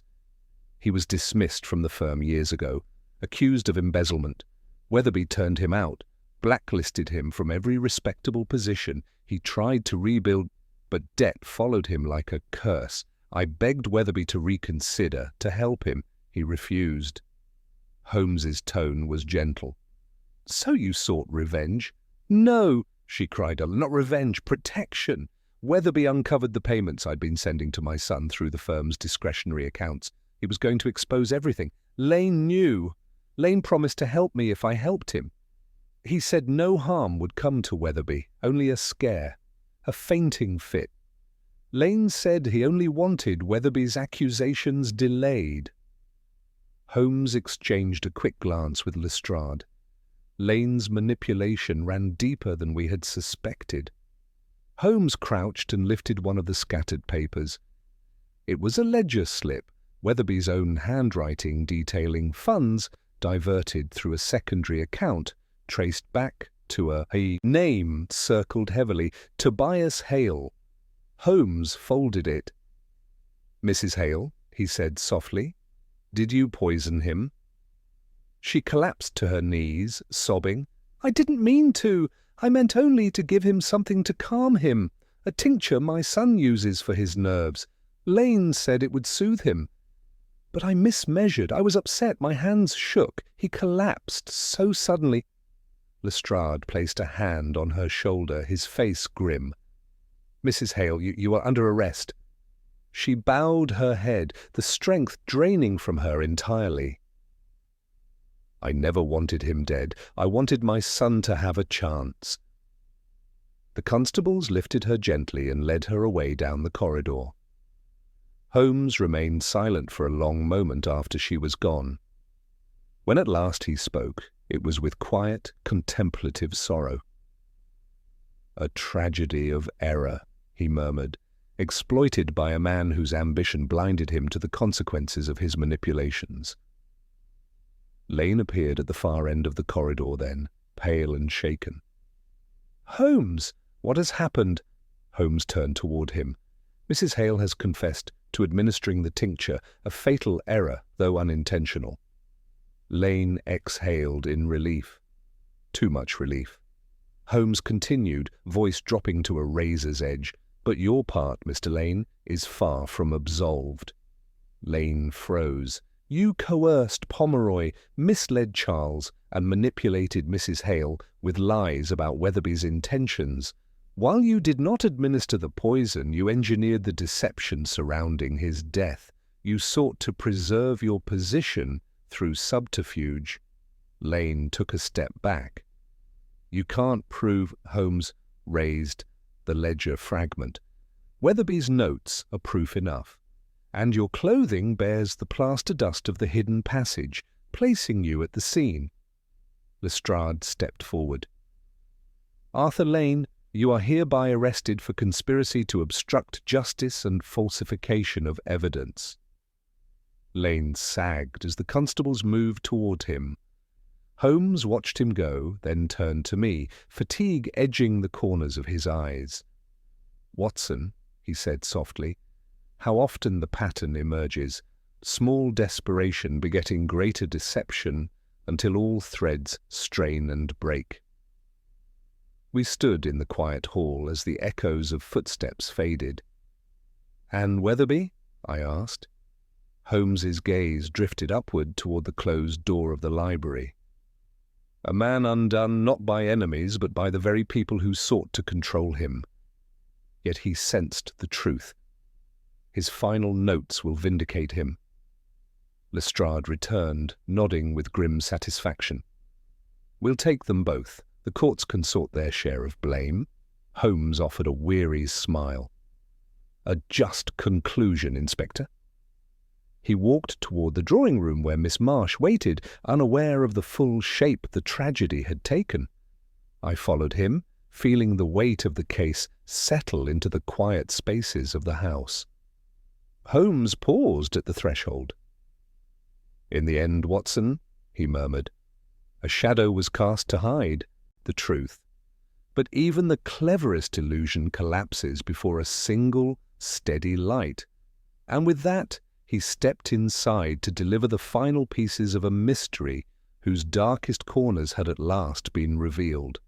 The late afternoon sun found its way at last through the thinning fog, casting a pale golden wash across the drawing-room, where Miss Eleanor Marsh sat poised upon the edge of a chaise. Her hands were clasped so tightly that the knuckles stood white beneath her skin.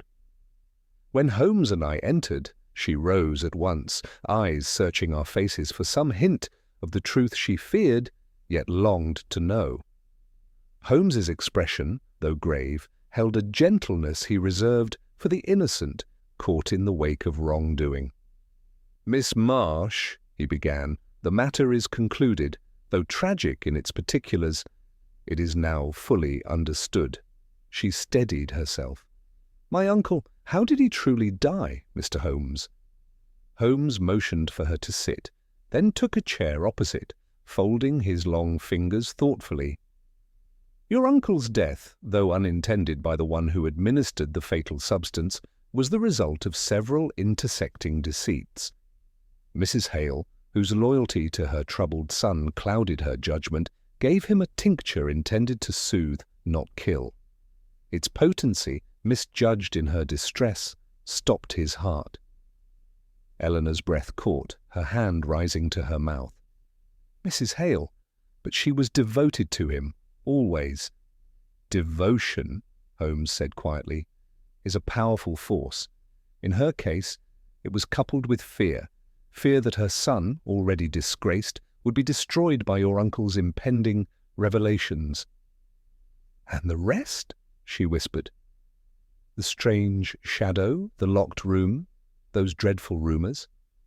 "That," Holmes said with a touch of dryness, "was the work of Mr. Lane and the unfortunate clerk, Pomeroy. Lane sought only to delay your uncle's accusations of embezzlement, believing that if Weatherby collapsed during a contrived struggle, the police would assume a sudden apoplexy brought on by stress. In truth, the poison acted too swiftly for their theatrics." She shook her head, appalled. "So many layers, so many lies."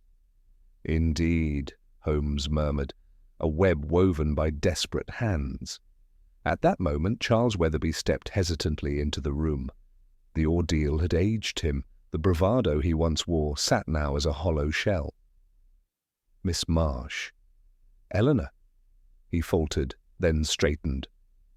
"Holmes says I am cleared of all suspicion. I swear to you I never wished my uncle harm." She gave him a long, searching look, one softened by pity rather than affection. "I know, Charles. You were misled, frightened. But fear does not absolve men of responsibility." Holmes rose. "Your cousin has suffered enough confusion for one day. He was a pawn, nothing more.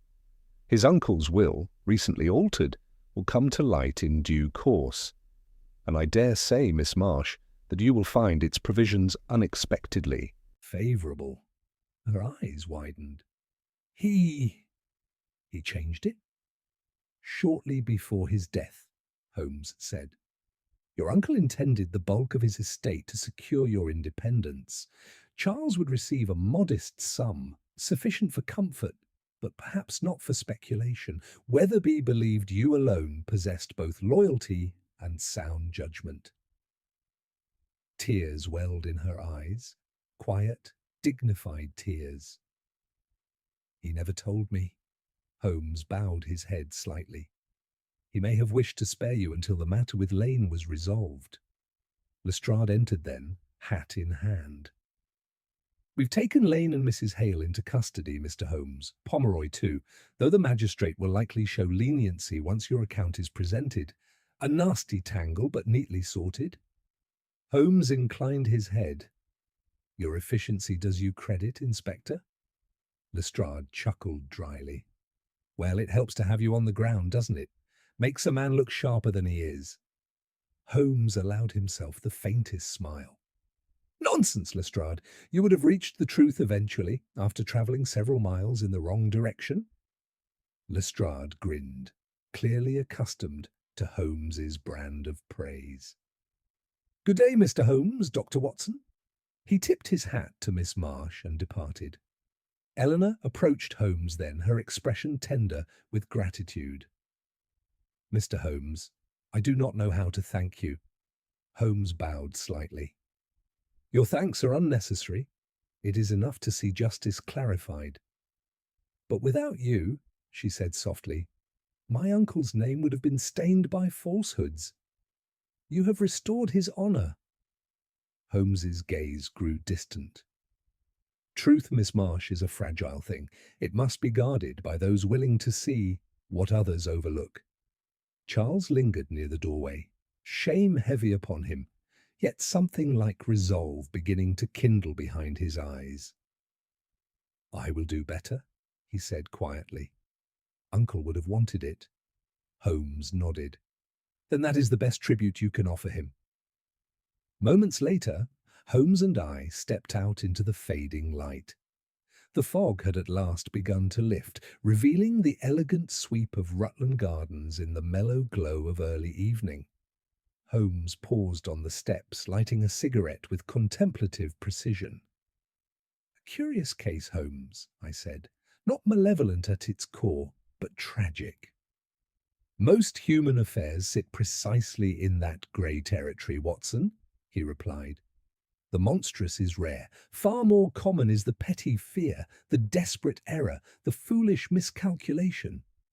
Villainy is seldom born of grand design. It is merely men and women stumbling in shadows of their own making." He exhaled a thin ribbon of smoke, watching it drift into the air. "And yet," I said, "your clarity pierces through." Holmes looked at me sidelong. "I am but a lens, Watson. I reveal nothing that is not already there." We reached the waiting cab. Holmes stepped in first, settling with his usual relaxed precision, then glanced back toward the Weatherby residence, now a house of dimmed windows and quiet reckoning. He tapped his cane lightly against his knee. "Come, Watson. Mrs. Hudson will have tea ready, and perhaps, if the world is merciful, we shall enjoy one quiet evening before the next case insists upon our attention." I could not suppress a smile as I climbed in beside him. "Though with you, Holmes, I doubt peace will linger long." He gave a soft huff of amusement. "Then let us savour what fragments we are given."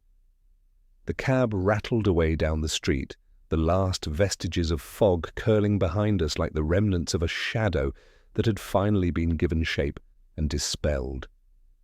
And thus ended the curious affair of the shadow without a man, a mystery woven not from ghosts or spectres, but from the frailties of human hearts and unravelled, as ever, by the singular brilliance of Sherlock Holmes